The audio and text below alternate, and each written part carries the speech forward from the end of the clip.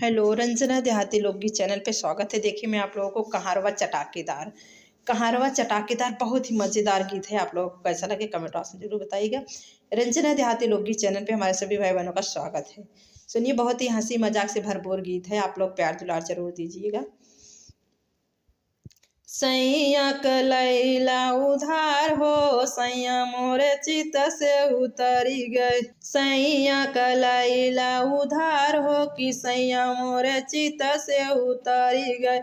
सैया कलैला उधार हो कि सैया मोरे चित से उतरी गए।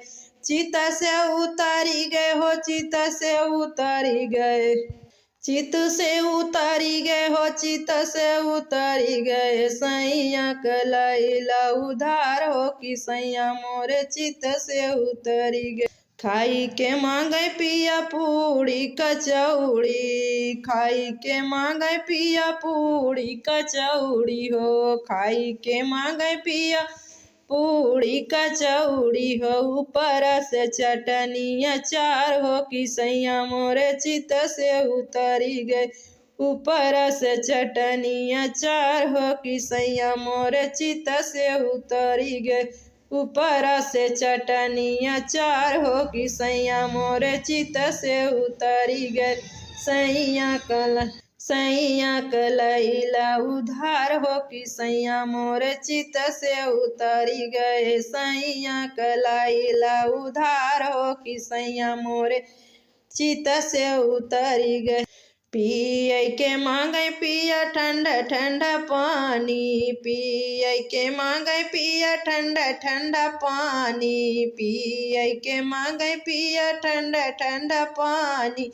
पिए के मांगे पिया ठंडा ठंडा पानी।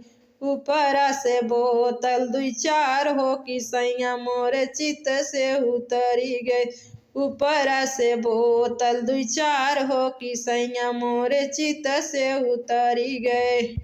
ऊपर से बोतल दुई चार हो कि सैया मोरे चित से उतरी गए। ऊपर से बोतल दुई चार हो कि सैया मोरे चित से सैया कलैला उधार हो कि सैया मोरे चित से उतरी गए। सैया कलैला उधार हो कि सैया मोरे चित से उतरी गए।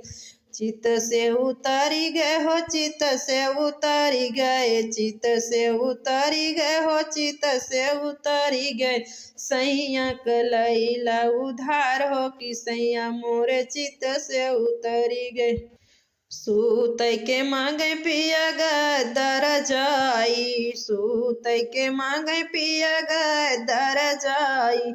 सूत के मांगे पिया गदर जाई, सूत के मांगे पिया गदर जाई।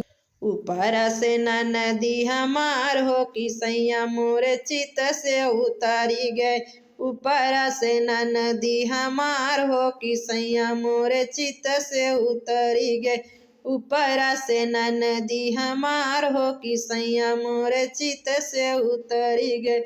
सैया कलैला उधार हो कि सैया मोरे चित से उतरी गए। सैया कलैला उधार हो कि सैया मोरे चित से उतरी गए। रंजना देहाती लोकगीत में आप सभी का स्वागत है। कहारवा नाच गीत है, बहुत ही चटाकेदार हंसी मजाक का गीत है ये।